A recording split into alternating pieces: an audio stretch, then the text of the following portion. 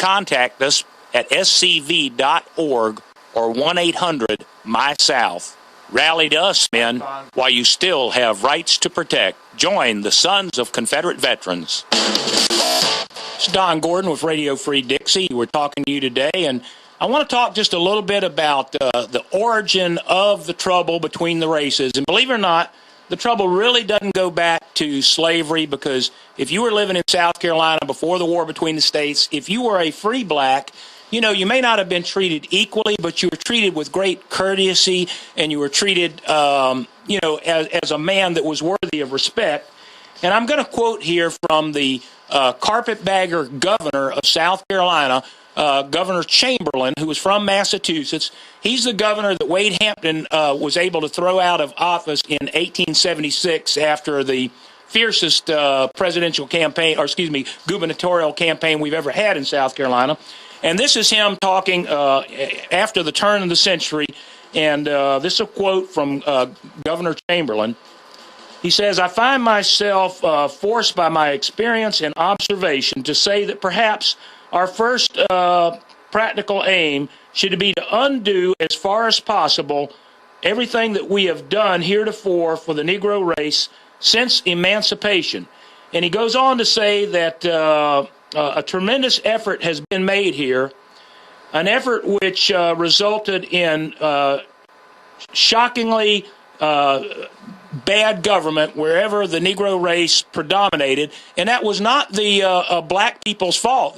Absolute power corrupts absolutely, regardless of race. And what happened was the Yankee government not only gave them absolute power, but they encouraged them to mistreat the white race. And Governor Chamberlain actually says, I read the full statement last week, he actually says that this is what led to the bad feelings between the races, and he goes on to say that generations will have to, pass before these feelings are passed. And largely in South Carolina, the generations have passed. Largely in South Carolina, the races do get along, in particular on individual levels. We don't get along as well as groups.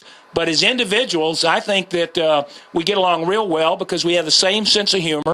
You know, we like the same things. There's no natural conflict. And it's really time for the NAACP to move on past its opposition to Southern icons, because, I don't care if you come back 100 years from now, the state of South Carolina is going to have a lot of black people, and the state of South Carolina is going to have a lot of descendants of Confederate soldiers that are proud of their past. And I would like to say this about any Southern warrior, and I mean men that have served in Iraq or Afghanistan. And as a matter of fact, a past commander of the Wade Hampton camp of the Sons of Confederate Veterans has served in Afghanistan. He's in the National Guard. He's a full colonel.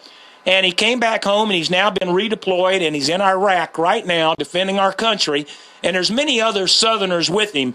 And as a matter of fact, General Tommy Franks, that led the actual invasion into Iraq, more than 40% of his army was from the South.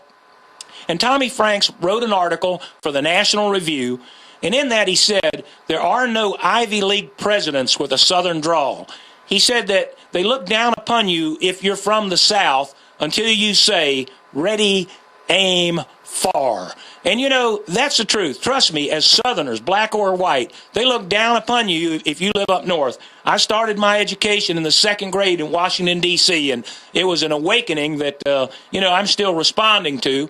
And I'd like to just say the martial spirit of the Southern people is part of what keeps the United States and the world free. And wouldn't it be nice if even 140 or 150 years from now, people were talking about the exploits and deeds of the individuals that serve in our military today and served in World War II. And, I think that the true history of the South actually brings us closer together. The reason we don't really get it is that it doesn't match the fairy tale that we've been taught since grade school. And I want to talk about the fairy tale just for a minute. George Washington never chopped down the cherry tree. That's a fable, if you will, that they tried to teach us to make the point that you should always tell the truth. And yet, by telling the very fable, they were not telling the truth. I mean, the truth is good enough. It's like Robert Smalls. Robert Smalls took the ship planner, and, the people like myself, we recognize that he was actually stealing that ship, and he actually, had been given a lot of privileges by his master. He was actually married in the courtyard of his master's big house. Robert Smalls actually had an apartment in Charleston. But at the same time, I look at Robert Smalls personally is just like I would look at somebody that was fleeing Cuba in a crop duster. If Robert Smalls had been caught, we would have hung him. I don't have the slightest doubt. We would have been right in hanging him. But, he took his chances, and he made it. And even though it was against the South Carolinians that had trusted him, he was responding to his own conscience. And I would say that Robert Smalls was always viewed by the white population as the least objectionable Reconstruction legislator. All right, we've got a caller on the phone. Caller, give us your name, and you're on the air. I'm Tim Manning. Tim, speak loudly, please. Okay, I wanted to call you concerning some of the discussion concerning the NAACP. I think we're missing the mark with focusing on them. I think the real issue is with the Democrat Party and the desire of empires to play one group against another in order to maintain power. Good point. And I really don't think the issue is ever going to be solved with dealing with the NAACP. I think that they have been a pawn for the Democrat Party, and it is not the black folks being the problem. I really think it's the politicians. Well, Tim, stay on the line with me. Let's talk about this for a minute. I totally agree. But I've got to say that the Republican Party has lost their way also. I always considered myself a Republican, but if spending like George Bush has spent as Republican, I'm not one of those. Well, the Republicans are middle-of-the-road socialists. The Democrats are a little to the left of the middle of the road. That's a good way to put it. Both parties really are socialists today, and what we're following is called cultural Marxism, and this came to this country via the Frederick Horkheimer School of Socialism in Europe. These ideas were not really that original here. Empires have used these ideas a long time. But this is, I call it the Horkheimian school of maintaining power in an empire. No, I think you're right, and I think a lot of times our presidents get in power up there, and instead of thinking long range, they just try to keep the wheels on the cart while they're in charge. And I think that a lot of times they don't ever think beyond the next year or the next election. Well, what they're thinking about now when they get into power is how much money they can accumulate.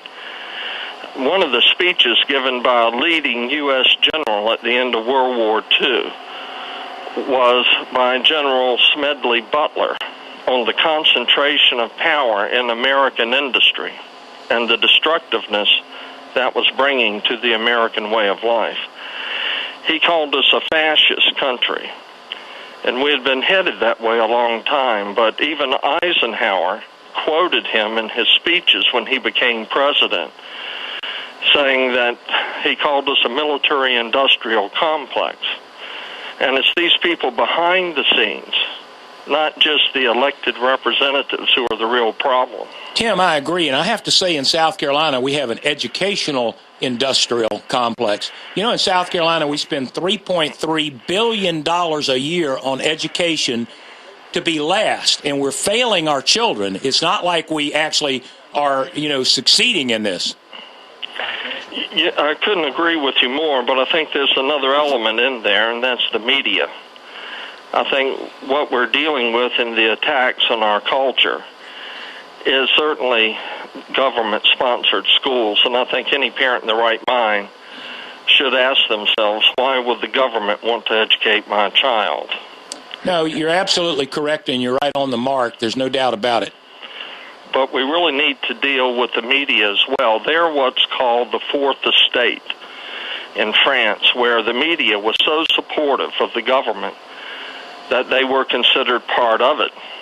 Tim, you're right, and a good example of this is last week, just a few days ago, when we discovered that the equestrian statue to Wade Hampton had been desecrated with vulgar words and scratched up, and I called the Snake paper up, and they sent out a reporter.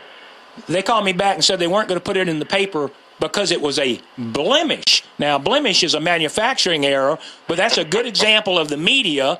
And another good example, I saw on TV last night when they had some kind of little march down Main Street, and it looked like they had maybe 30 people. And I thought to myself, well, when the Sons of Confederate Veterans had their Memorial Day service, there was almost 500 people, not quite. But you didn't see one word about it in the Snake paper, or there was some footage on there on television, but they never show the crowd, and I think they try to diminish our efforts because I think they have a fear of people like us who don't think like they think.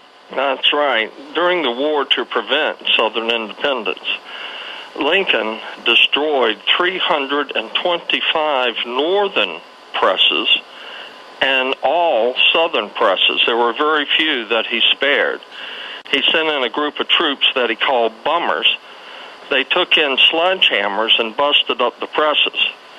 They often burnt the buildings, and they locked up the editors and the owners of those presses. Well, Tim, you're right. In Kentucky alone, they actually had over 10,000 civilian prisoners during the war.